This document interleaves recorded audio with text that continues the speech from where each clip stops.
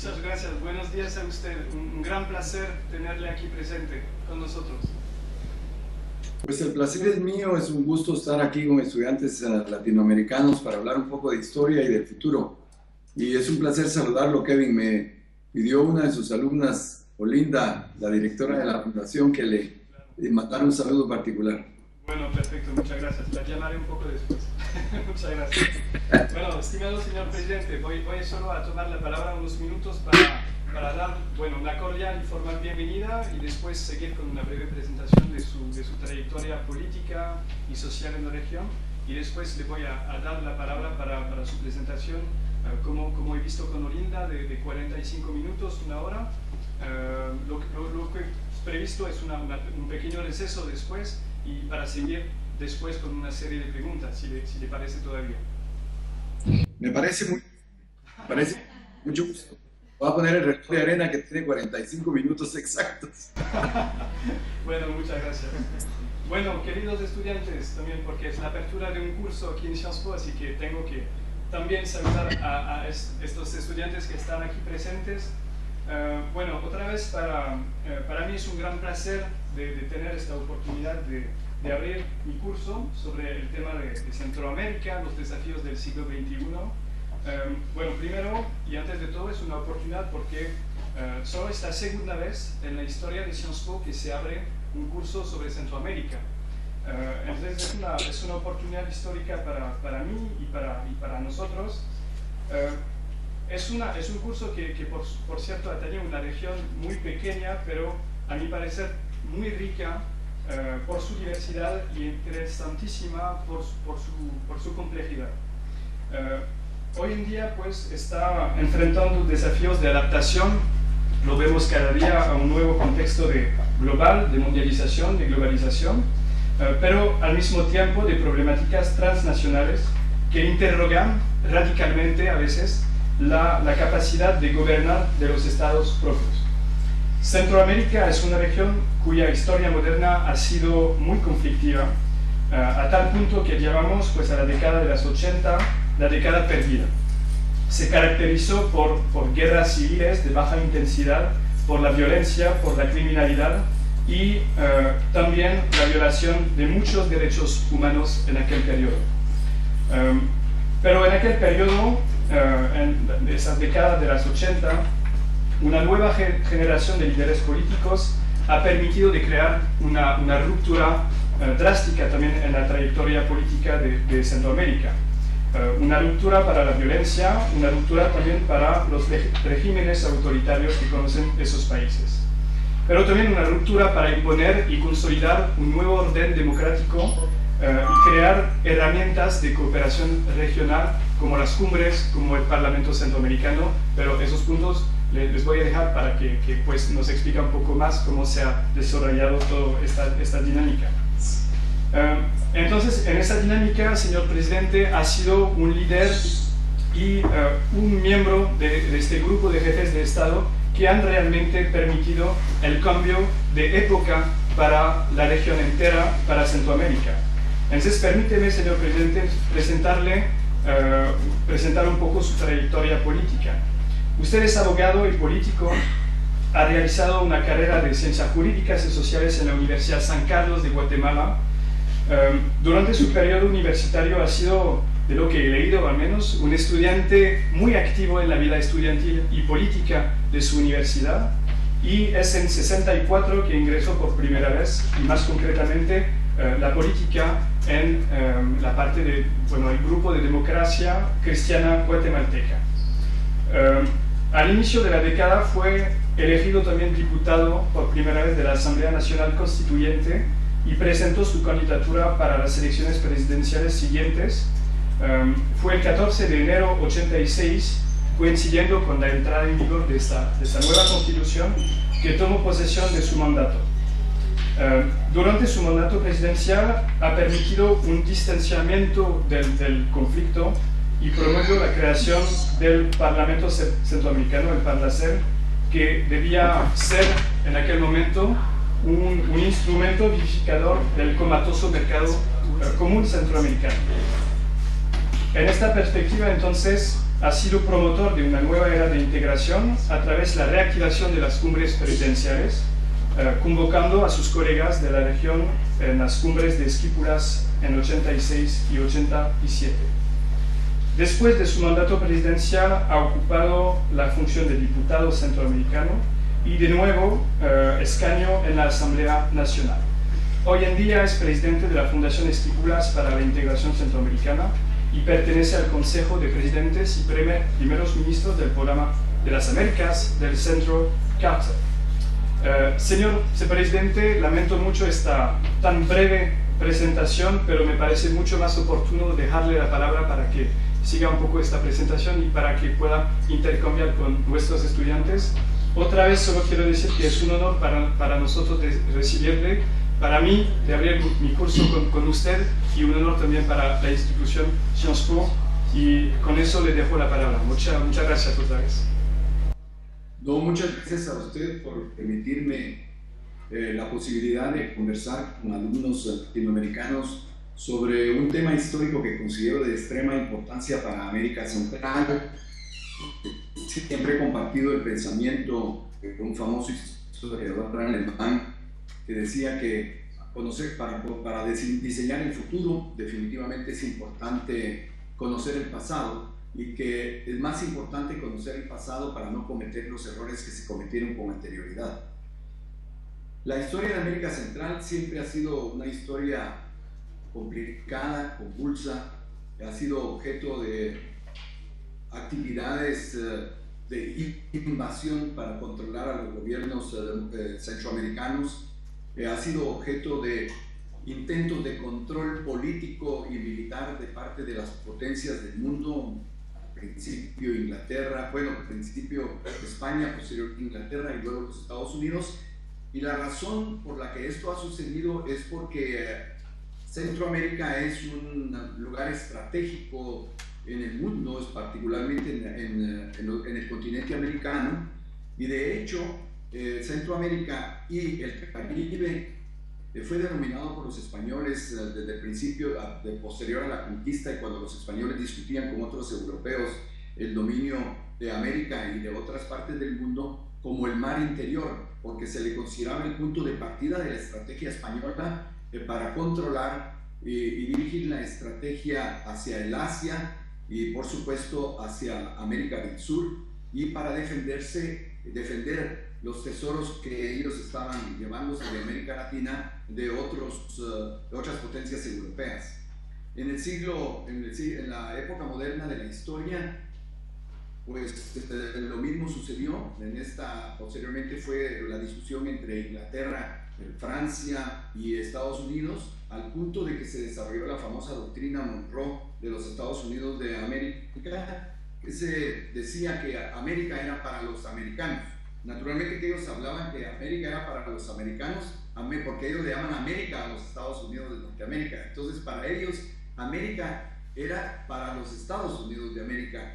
Y esto sentó las bases de un precedente histórico que ha sido muy difícil de manejar hasta la época moderna, y es las relaciones de América Latina con los Estados Unidos de América.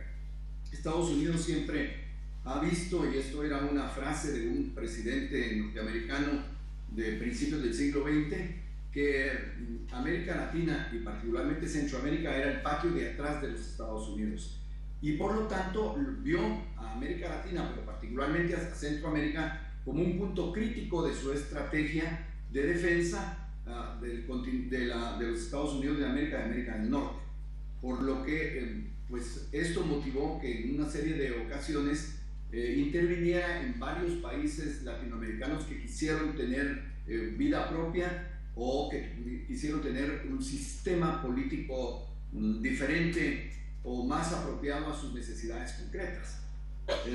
A esto se debió, por ejemplo, una de las cosas más importantes y de principios del siglo XX fue el control de Panamá para que se independizara de Colombia. Panamá era un territorio colombiano. Estados Unidos, en la época del primer presidente Roosevelt, fomentó una rebelión en contra de Panamá, la independencia de Panamá, y esto tenía un objetivo muy preciso: era hacer el canal de Panamá y tener el control del tránsito comercial marítimo de los dos océanos por los Estados Unidos de Norteamérica, situación que duró hasta la época del presidente Torrijos, más o menos en los 70, cuando hicieron un acuerdo con el presidente Carter para entregarle el canal de Panamá al control panameño. Pero también hubo invasiones de los Estados Unidos en la República Dominicana en los 60, cuando se estableció un régimen que quería ser autónomo, independiente y de carácter democrático. Hubo invasiones en Nicaragua, golpes de Estado e invasión en Guatemala cuando el presidente Arbenz quiso ser autónomo de las actividades, y tal vez este es uno de los puntos de partida más interesantes, porque y después ya en la época moderna del siglo XX, a finales del siglo XX, Estados Unidos estaba preparando una invasión a Nicaragua porque se había instalado el régimen sandinista, que se había declarado independiente de los Estados Unidos. Muy interesante, por ejemplo, para Guatemala lo que sucedió en la época del presidente Arbenz. Esto fue en 1954, porque se había instaurado un gobierno democrático en Guatemala, que inició el presidente Arévalo y después el presidente Arbenz, y ellos iniciaron un proceso de modernización de la economía del país, de independencia y autonomía en el mundo sobre las decisiones políticas que querían adoptar, y esto provocó que un movimiento militar combinado con un golpe de Estado en Guatemala votaran al presidente Arbenz, y se inicia en Guatemala una era de gobiernos autoritarios y militares de 1954 a 1985, que nos condenó a más de 30 años de dictaduras, de autoritarismo, y nos alejó de las posibilidades del desarrollo económico y social que se había iniciado en el 44. Y esto lo estoy contando no solo por un prurito de referirme a ciertos hechos históricos,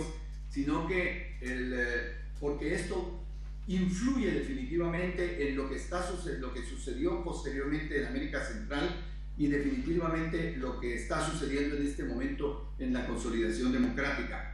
Lo mismo sucedió en Nicaragua. En Nicaragua hubo una revolución, la del primer Sandino, de Augusto César Sandino, que estaba tratando de instaurar un gobierno democrático y empujar a Nicaragua por una línea de autonomía, de mayor justicia social. Bueno, un golpe de Estado dirigido por Somoza, el primer presidente Somoza de Nicaragua en los años 30, y que asesinaron a Sandino al punto que desaparecieron el cuerpo y nunca se pudo encontrar. Ha sido una tarea de los nicaragüenses de estarlo tratando de encontrar. E instauraron al primer Somoza, y pasaron de los 30 a los 70 controlados por la familia Somoza. Por lo tanto, una dictadura de casi 40 años en Nicaragua, que también pues produjo ciertos efectos estructurales como pobreza, poco desarrollo económico, extremo control político, que se generalizó en otros países. Igual sucedió en Honduras y en El Salvador, y entonces nosotros iniciamos la segunda mitad del siglo XX, en los años 50, un periodo en que Centroamérica se caracterizaba por gobiernos autoritarios, represivos, por una concentración muy grande de riqueza entre los gobiernos autoritarios y algunos sectores denominados oligárquicos, porque querían concentrar la riqueza y monopolizar las oportunidades,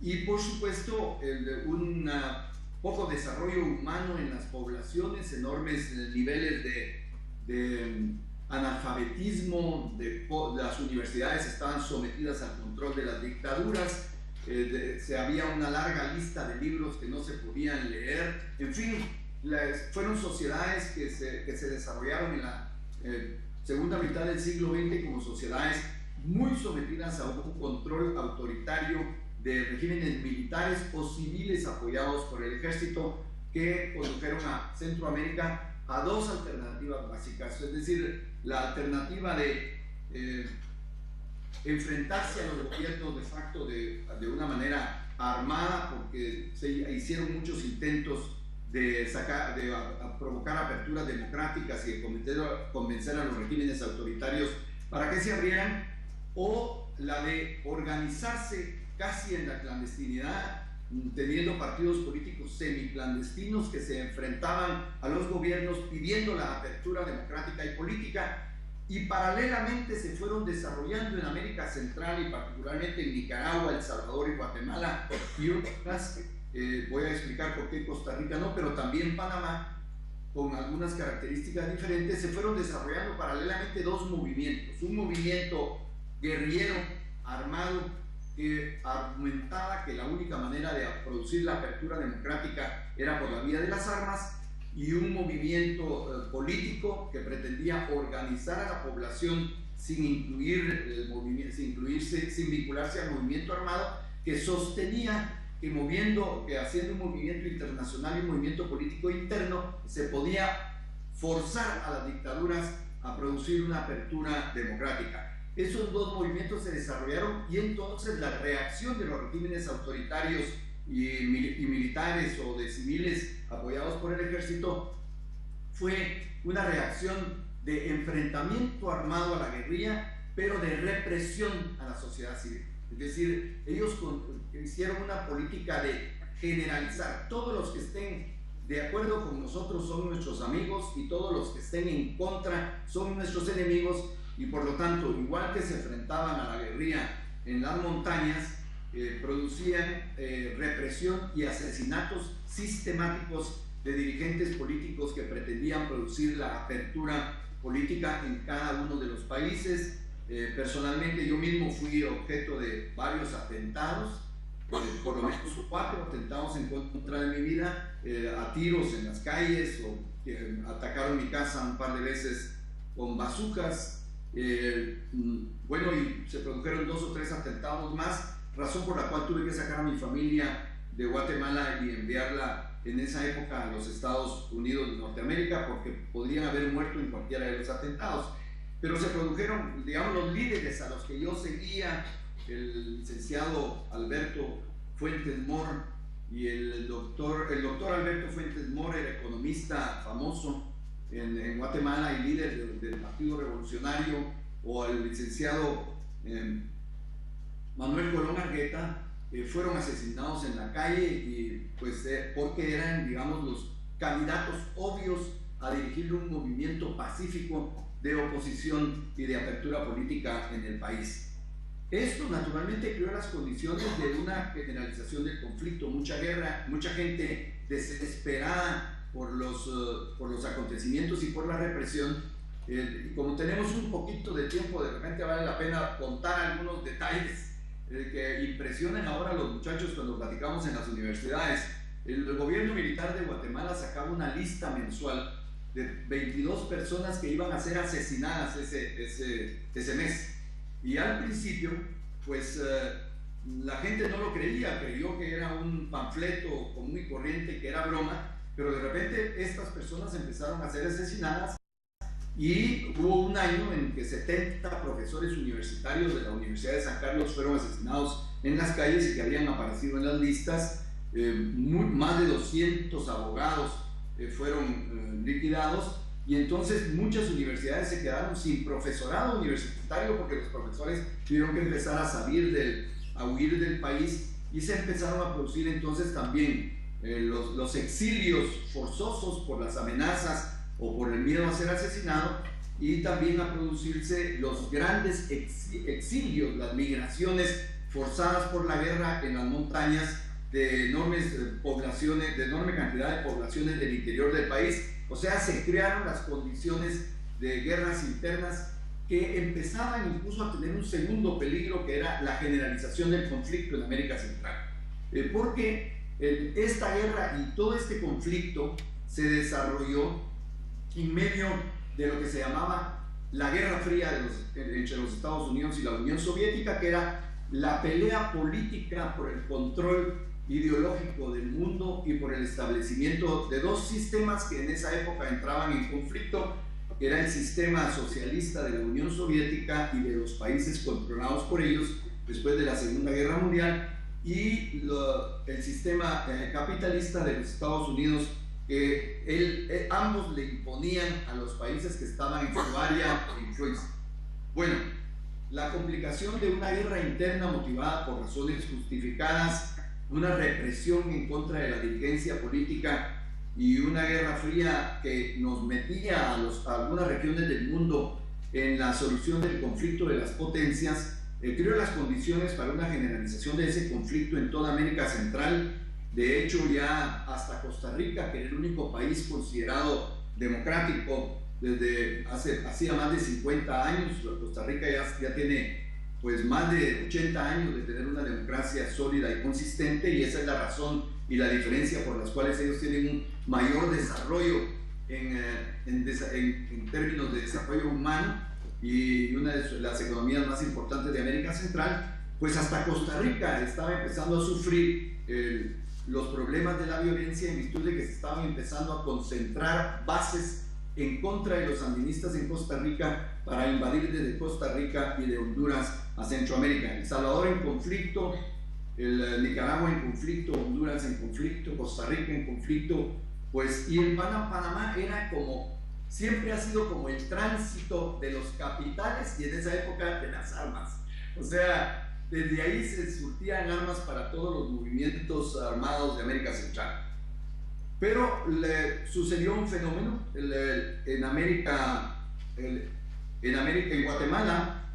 Logramos que el movimiento civil no violento, pero que hacía lo que le llamamos una resistencia provocada por la democracia, logró empujar dentro del ejército la conciencia de que si se continuaba por esa vía les iba a pasar lo mismo que a Somoza y a El Salvador, de que los movimientos guerrilleros iban a tener éxito. La presión internacional, especialmente de Europa y de los movimientos liberales de los Estados Unidos, la creación de un grupo en América Latina promovido por México y Colombia que se denominó posteriormente Contadora, en los cuales estaban pues, México, Colombia, Panamá y Brasil, que inició un movimiento exigiéndole a los Estados Unidos y pidiéndole al mundo que se solidarizara con este movimiento denominado Contadora, porque la decisión de iniciarlo se realizó en la isla de Contadora en Panamá.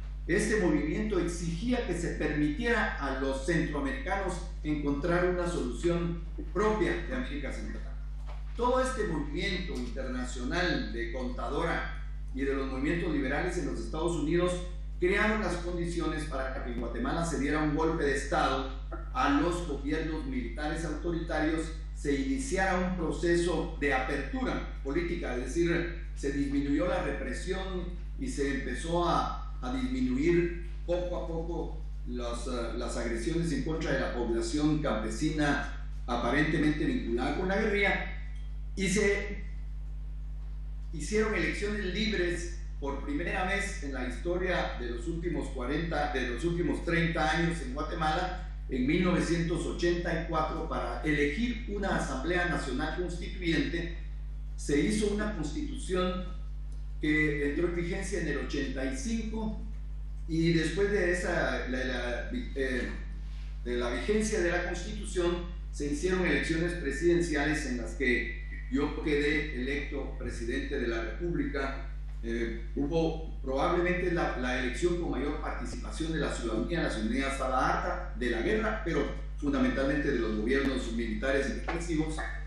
Y como yo había sobrevivido, era uno de los dirigentes que habíamos sobrevivido a la guerra y a la represión, y había sido el denunciante de los compromisos del gobierno con la represión, pues me convertí de alguna manera en el líder civil que la gente reconocía, y obtuve el 70% de los votos del país, lo que me permitió realmente iniciar una apertura democrática en Guatemala.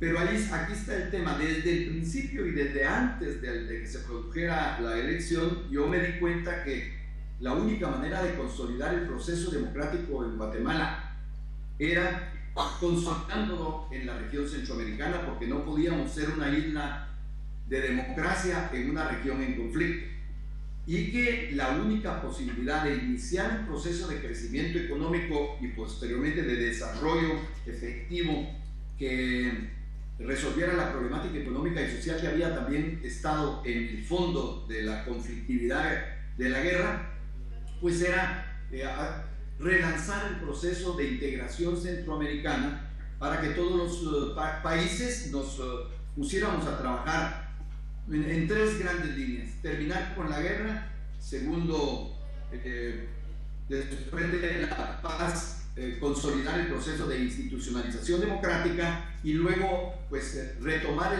el antiguo intento de América Central de los años 60 de crear un mercado común centroamericano y hacer de América Central un grupo de países que de común acuerdo iniciaran un proceso de crecimiento económico para resolver nuestra problemática social.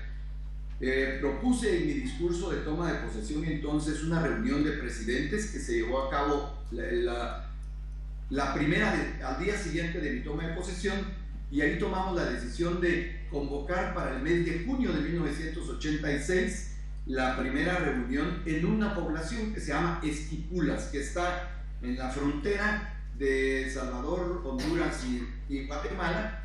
Es un lugar de peregrinación de fe centroamericana y era la creación de un ambiente propicio para hablar de la paz. Pero esperamos hasta junio, porque en Costa Rica no había sido electo el nuevo presidente. En Costa Rica se elige en el mes de febrero, toma posesión en el mes de mayo, y quedó electo el presidente Arias, y en junio ya nos reunimos con él en Guatemala y se realizó la primera, lo que fue Esquipulas 1.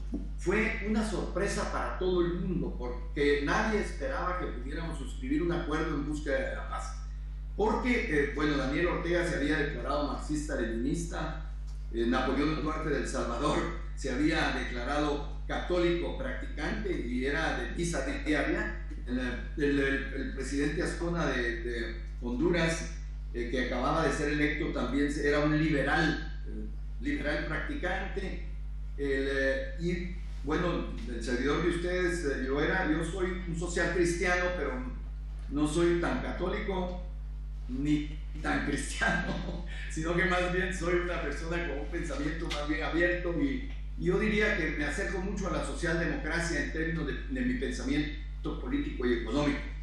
Entonces además todos influidos de alguna manera por uno de los grandes poderes. Daniel Ortega influido por Cuba y por la Unión Soviética, esas eran las expectativas, y nosotros influidos por los ejércitos que estaban combatiendo y por los Estados Unidos de Norteamérica. Pero a pesar de eso, en esa reunión todos llegamos a la conclusión de que teníamos que tomar una decisión buena para Centroamérica y buena para nuestros pueblos, y a pesar de las presiones internacionales, tomamos la decisión de suscribir el compromiso para buscar la paz en América Central e iniciar un proceso que concluyó en 1987 en agosto. También se suscribió en Guatemala, es Esquipulas 2, en donde suscribimos un acuerdo que se llamaba Procedimiento para buscar la paz firme y duradera en América Central. Y ahí se inició el proceso. Debo decirles a los amigos alumnos que este proceso sigue siendo un ejemplo paradigmático de los acuerdos de paz que se han hecho en todo el mundo a lo largo del siglo XX, por varias razones. Primero, porque se hizo entre diversos países que estaban complicados en una guerra por razones externas e internas. Segundo, porque ha durado y perdurado, no se ha vuelto a plantear en América Central de nuevo ningún tipo de conflicto, ni interno ni generalizado. De hecho, aunque tenemos algunos problemas de límites, en algunos casos se ha planteado vía las Cortes Internacionales de Justicia. En tercer lugar, se inició un proceso democrático que para países como Nicaragua, Guatemala, Honduras y El Salvador y Panamá, porque después Panamá fue arrastrada también por este proceso democrático, no había existido nunca en nuestra historia. Guatemala había tenido un periodo democrático en su historia, en casi 200 años de historia, entre 1944 y 1954. O sea, menos de 10 años de periodo democrático, y de ahí siempre tuvimos dictaduras que tardaron 30 años, dictaduras que tardaron 17 años, etc. y este periodo de gobiernos autoritarios y militares de la primera etapa del siglo XX. A partir del 86 tenemos un periodo de democracia formal, y voy a acentuar esa palabra, democracia formal. Hemos electo 7 presidentes en elecciones libres respetadas por todos, y por primera vez en nuestra historia tenemos 27 años de democracia sin interrupciones de ninguna naturaleza, con la excepción de un intento que se hizo en 1993, pero que fracasó porque la sociedad civil, los políticos y el ejército respetaron la democracia. Entonces, eso sucedió en todos los demás países centroamericanos. Perdonen que a veces haga énfasis en algunos detalles de Guatemala, pero es la historia que conozco más al detalle y por eso pues tengo esa deficiencia. Entonces, se inició el proceso democrático en todos los países, que se ha mantenido con elecciones libres en todos los países. Incluso lo del Salvador también es verdaderamente simbólico, porque el gobierno que está saliendo en este momento en El Salvador del Frente Farabundo Martí, del FMLN, era el grupo que estaba en la guerrilla en contra del ejército y de los gobiernos salvadoreños. Ganó las elecciones hace 5 años, hace 4 años y 9 meses, y se le entregó el poder al grupo guerrillero, y pues está en este momento en el gobierno gobernando democráticamente, y van a haber elecciones libres en El Salvador. Esto fue uno de los más importantes ejemplos, pero también sucedió en Nicaragua algo que nunca había sucedido antes. El gobierno que ganó el poder por la guerrilla, que era el Frente Sandinista de Liberación Nacional, este gobierno pierde las elecciones a finales de los 80, y todo el mundo creyó que el Frente Sandinista iba a ser desaparecido de la escena política de Nicaragua, como había sucedido históricamente, y lo que sucedió fue que el Frente Sandinista no solo quedó, sino que se consolidó y se convirtió en el partido que vuelve a ganar las elecciones por el presidente Ortega y está gobernando en este momento en América Central. Todas estas características fueron importantísimas para considerar el acuerdo de paz en Centroamérica como uno de los acuerdos de paz más exitosos, más sólidos y más permanentes de la historia contemporánea.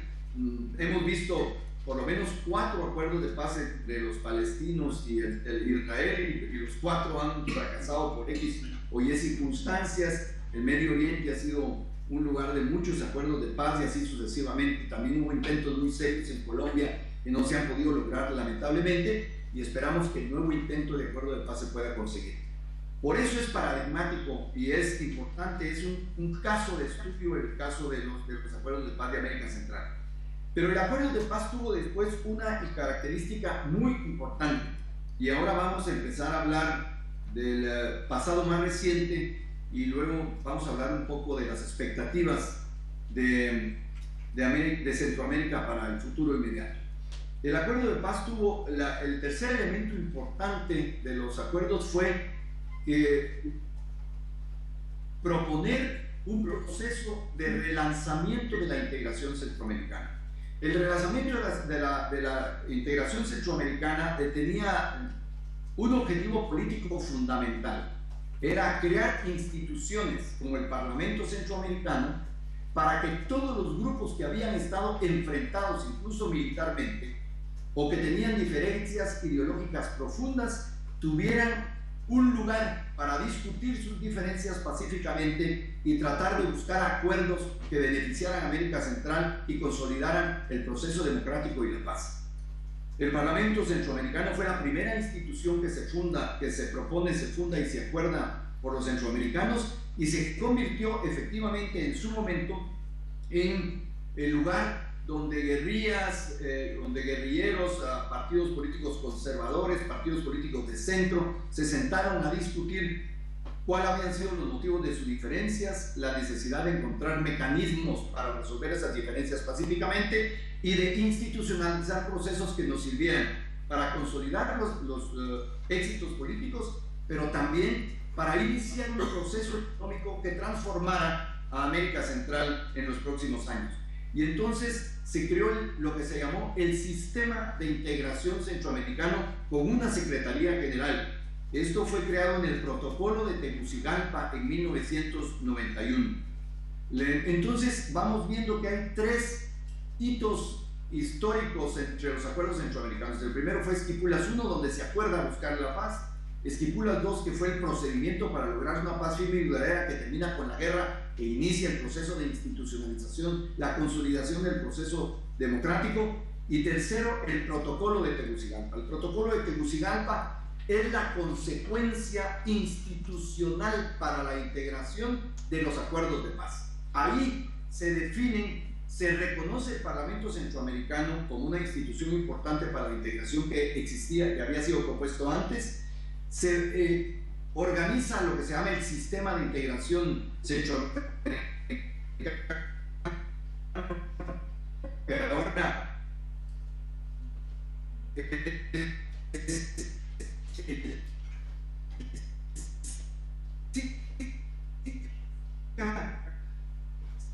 se le nombra una Secretaría General. El secretario general se convierte en la reunión de presidentes centroamericanos para darle continuidad a los procesos de diálogo y acuerdos. Ahora se han realizado más de 100 reuniones presidenciales. Parece que estamos teniendo un problema de contacto. ¿Me están escuchando todavía bien? Sí, señor presidente, no quería interrumpir, pero sí tenemos un pequeño momento de turbulencia, no sé. Podemos esperar como un minuto para que se regularice y podemos seguir, porque está cortado a veces.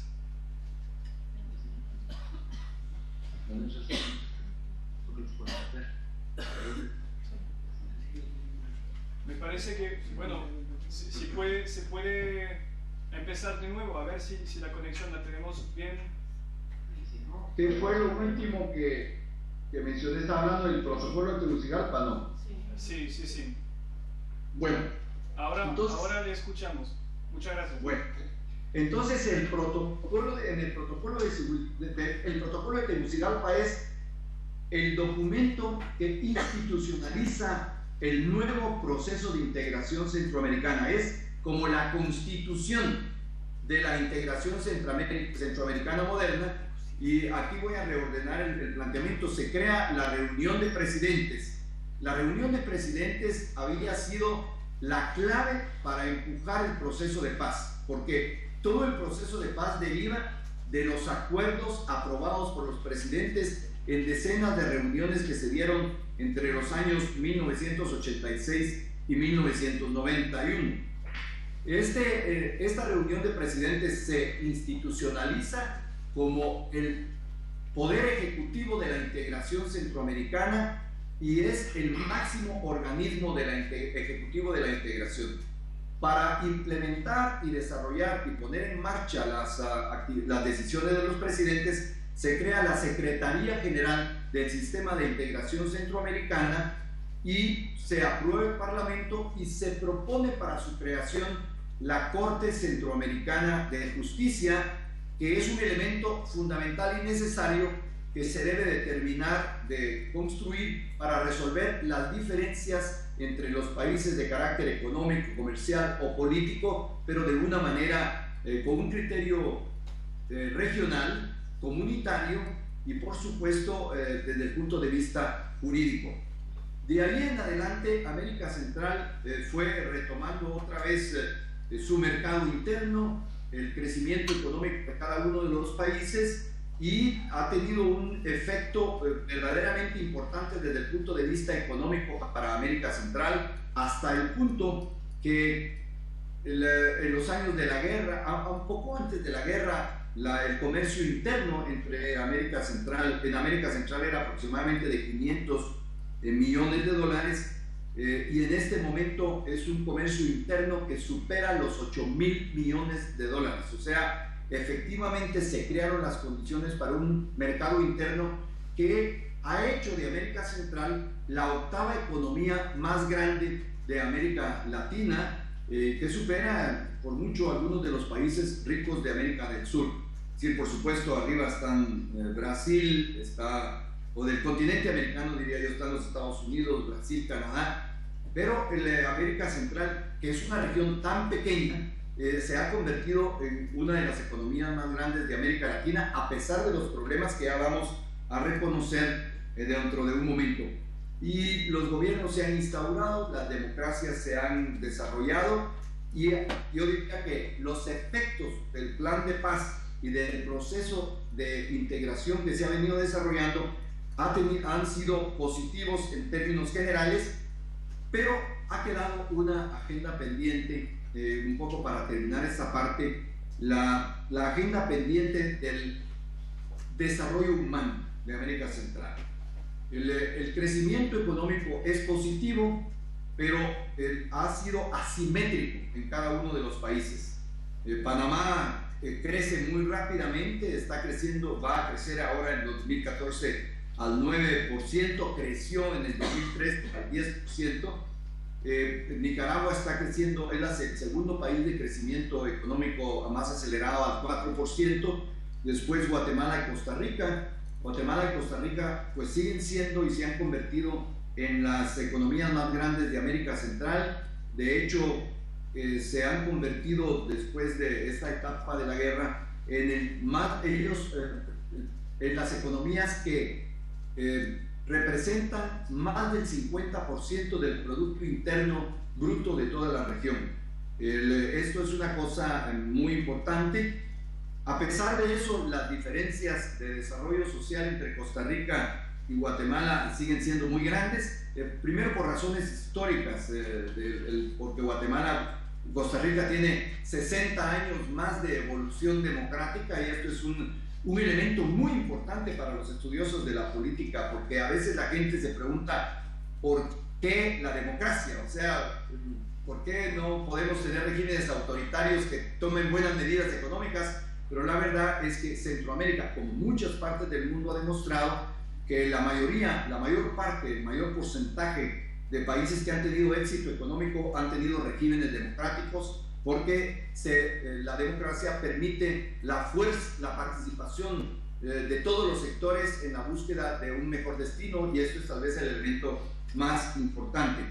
Pero en todo caso, el crecimiento económico es consecuencia de los procesos de paz, la institucionalización democrática y la creación de un sistema que es poco conocido, pero que institucionalmente se ha desarrollado mucho. Bueno, usted es un experto, yo no le voy a decir a ustedes sobre el tema de la institucionalidad democrática, reconozco su expertaje y por esa razón forma parte de todos los procesos educativos que se están dando ahora en América Central para darle formación a nuestros cuadros jóvenes que puedan fortalecer el proceso de integración democrática. Pero en función de la información a los alumnos, la institucionalidad del sistema de integración económica, del sistema de integración centroamericana es muy bueno.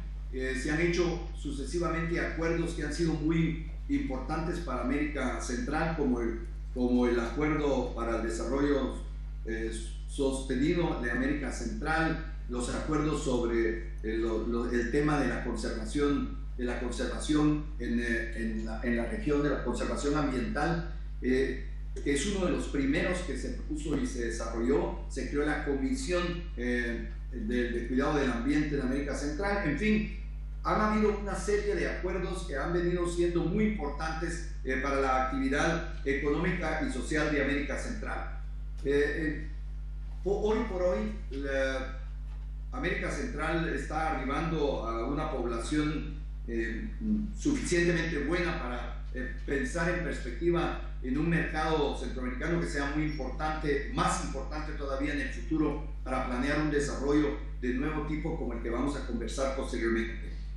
Pero lo que quería indicar es que a pesar de que las economías el desarrollo económico ha sido muy bueno, seguimos manteniendo, se los estaba diciendo, una agenda pendiente en América Central. Como mencioné desde el principio, entre las razones de los movimientos políticos en contra de los gobiernos autoritarios era la enorme marginación económica social que existía en nuestros países. En algunos países agravado por las diferencias o la las diferencias étnicas, como es el caso de Guatemala. Guatemala tiene una población nativa, indígena, por decirle de una manera que se usa, grupos étnicos que representan prácticamente entre el 48 y el 50% de la población de Guatemala, y estos grupos étnicos han estado marginados del desarrollo económico, marginados de la cultura, y todavía tienen bajos niveles de desarrollo humano, aunque se han mejorado en los últimos años, pero de todas maneras no ha sido suficiente para terminar con esa marginación económica y social, que es una característica de toda América Central, de toda Centroamérica. La verdad verdadera, como decía uno de mis profesores, es que crecimos económicamente, pero el crecimiento económico se fue concentrando en muy pocas manos. Este es un detalle de las características actuales. La riqueza, más del 80% de la riqueza de América Central se concentra en el 5% de la población. Esto es sumamente grave porque eso implica oportunidades de negocios, oportunidades de educación, seguridad, etc. La pobreza no ha aumentado, se ha disminuido en los últimos años por algunos esfuerzos de apoyo social de los gobiernos, como bolsas alimentarias para convencer a las mamás que vayan sus hijos a la escuela en lugar de ponerse a trabajar cuando son menores de edad, etcétera. Una serie de programas sociales que han disminuido un poco la pobreza, pero de todas maneras se calcula que el 50% de la población centroamericana está todavía en niveles de pobreza, y como el 19% de esa población en niveles de extrema pobreza. Esto es la agenda pendiente de los procesos de paz. Hemos logrado muchos éxitos institucionales, un enorme crecimiento económico, pero el crecimiento económico ha tenido dos características. Uno, los beneficios de este crecimiento económico se han concentrado en pocas manos, no han llegado a la mayoría de la población, y dos, que no es un crecimiento económico suficiente como para que existan los recursos necesarios que permitan resolver toda la problemática social que hemos acumulado durante muchos años. Es importante de todas maneras indicar, es muy importante indicar que no es que, aunque la población de alguna manera responsabiliza a los gobiernos democráticos de esta situación, la verdad es que es la herencia de nuestro... Señor presidente, le voy a interrumpir otra vez. Tenemos un corte de conexión. Si podemos hacer una breve pausa de nuevo. Muy bien. A ver si podemos esperar otra vez un minuto para que se regularice y podemos retomar de nuevo. Ahora conocemos un periodo de turbio. Me parece mejor si puede, me parece que puede retomar para ver si tenemos la conexión. Muy bien. Voy a volver a repetir un poco el tema de la agenda pendiente. ¿Cómo se escucha? Le escuchamos, pero me parece que todavía podemos esperar unos segundos. Perdón. Sí, no hay problema.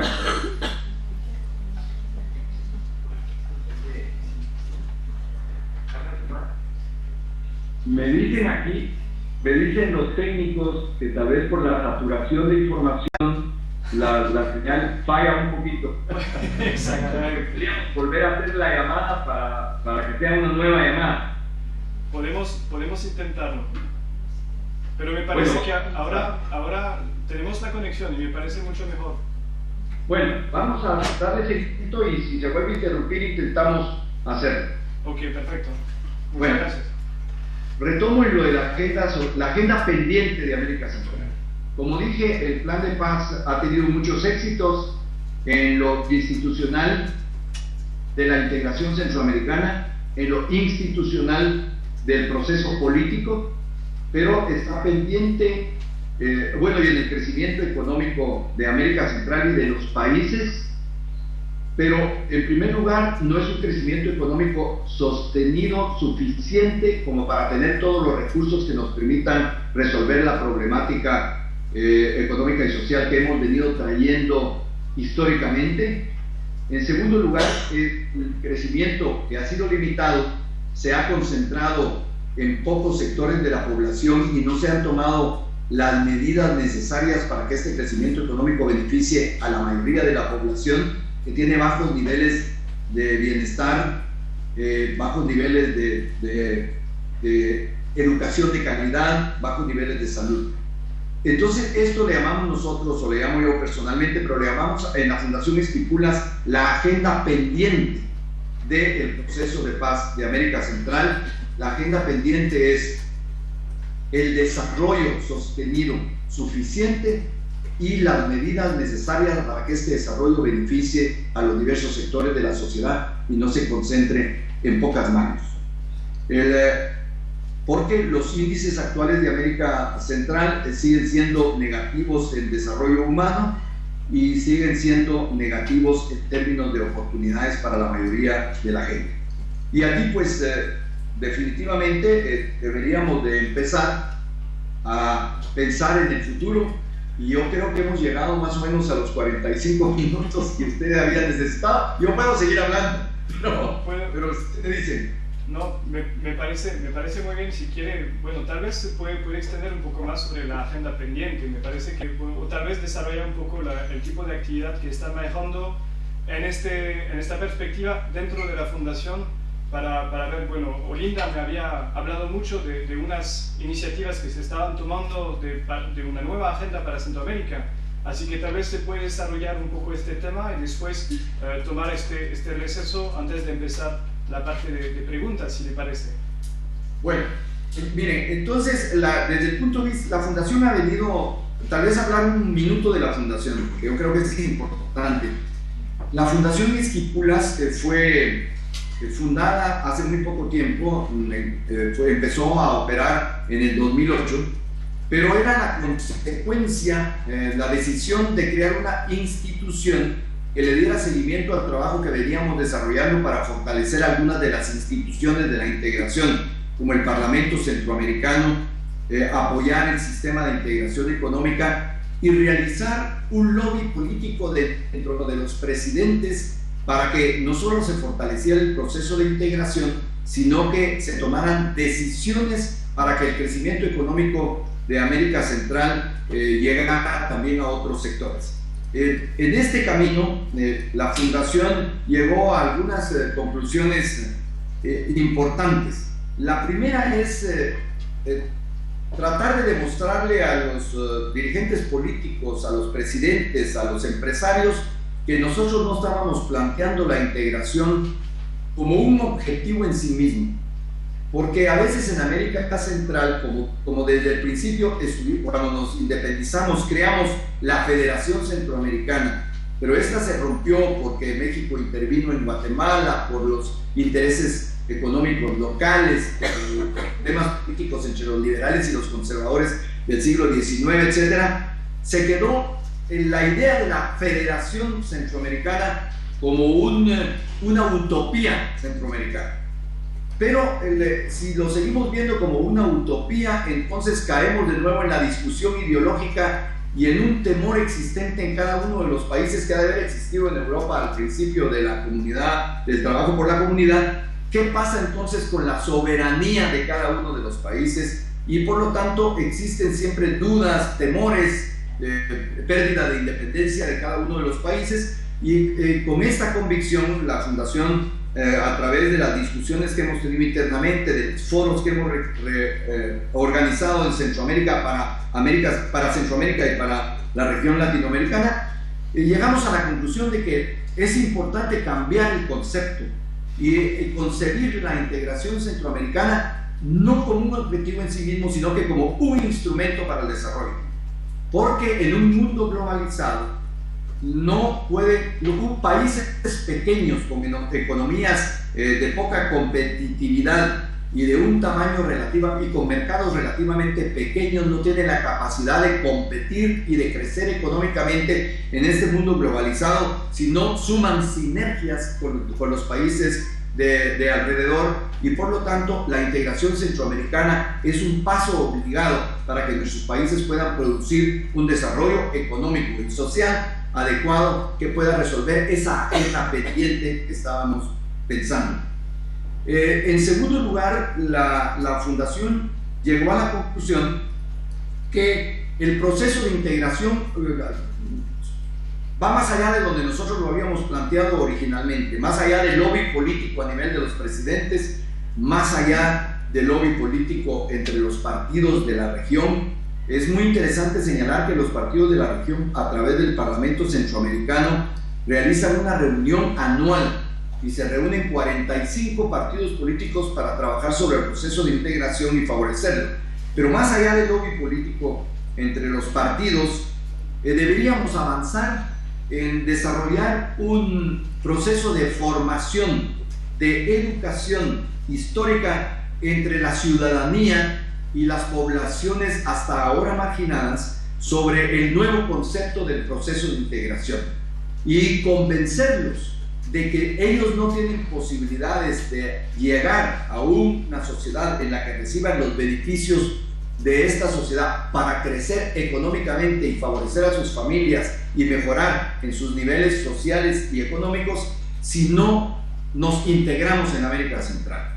Este proceso es un trabajo dirigido a promover una concepción pues muy ortodoxa, diría yo, de que no hay gobierno ni gobernanza sin ciudadanía, y que lo que tenemos que hacer es provocar un movimiento de ideas, de emociones y de compromiso en los sectores intelectuales y en los sectores ciudadanos para demostrarles los beneficios que la integración centroamericana puede darles, no solo en lo personal, sino que en sus negocios, en su movilización en la región, en su movilización hacia otros países del mundo, demostrando que la suma de los países nos permitiría definitivamente obtener mayores beneficios en el proceso de globalización, pero de beneficios que vayan directamente a la población. Voy a poner un simple ejemplo histórico, ¿no? Cada uno de nuestros países ha tenido gravísimos problemas políticos al tratar de hacer reformas tributarias que le permitan al Estado tener mayores recursos y destinar esos recursos para tres elementos mínimos, que es la seguridad, la salud y la educación. Pero un proceso de desarrollo en América Central obliga a una serie de medidas de carácter tributario, de carácter legal, institucional, que aprobadas por los diversos países centroamericanos, primero por los presidentes y después por los congresos, se convierten en leyes forzosas, porque cada una de las constituciones declara que los acuerdos regionales y los acuerdos internacionales son superiores a las leyes internas. Entonces, una serie de medidas económicas o serie de medidas políticas necesarias para el desarrollo van a ser más eficientes y van a fortalecer la aplicación de las leyes, sin contar con el dilema de la seguridad que está enfrentando ahora no solo la conflictividad social interna, sino que dos nuevos fenómenos que nos están afectando profundamente, que es el narcotráfico y el crimen organizado en América Central, que nos está produciendo violencia e ingobernabilidad en algunos sectores de la población. Ya vamos a conversar un poco de eso. Entonces, la siguiente conclusión nos conduce entonces a un tema que es muy importante y que debo de mencionarlo relacionado con el proceso democrático, y es que el modelo que estamos utilizando, independientemente de la discusión ideológica sobre el modelo neoliberal y la mayor participación del Estado, independientemente de esto, en América Central el modelo clásico neoliberal logró dos objetivos importantes, que son la estabilidad macroeconómica de cada uno de los países y un ritmo de crecimiento económico no suficiente pero sostenido, pero no produce los recursos suficientes para sostener el desarrollo y resolver los problemas de la conflictividad social y los básicos problemas de salud, educación y seguridad. Este modelo, desde mi punto de vista y desde el punto de vista de la Fundación, y yo he empezado a coincidir en eso con otros intelectuales y políticos de América Central, ya no es eficiente para resolver el problema del futuro de América Central, y hay que buscar un nuevo modelo de desarrollo que debe de tomar elementos de los modelos de desarrollo exitosos de otros países del mundo y que han sido algunos más antiguos como los Estados Unidos, otros relativamente más modernos como Europa en la posguerra, y por supuesto algunos ejemplos más cercanos a nosotros como los de Corea, Taiwán y la misma China en este momento, que dan ejemplos muy evidentes de por dónde se debe de buscar la inversión inicial para producir la atracción de grandes masas de capital que puedan impulsar un modelo de desarrollo, y por supuesto tomar las medidas necesarias para que se canalice buena parte de esos recursos a las manos de la clase media y de los sectores populares, y podemos crear una economía sustentada en la pequeña y la mediana empresa y en el empleo para mejorar las condiciones económicas individuales de la gente. Entonces, esta es la parte en la que hablaremos para pensar en la Centroamérica del siglo XX. Bueno, señor presidente, muchas gracias por su intervención. Podemos hacer el breve receso que ya habíamos previsto y seguir, no sé, dentro de 10 minutos tal vez. Me parece bien. Con las series de preguntas de los alumnos que están presentes. Así les pedimos que se levanten de los escritorios y se puedan ir a descansar. Y yo también. Muy bien, muchas gracias. Muchísimas gracias.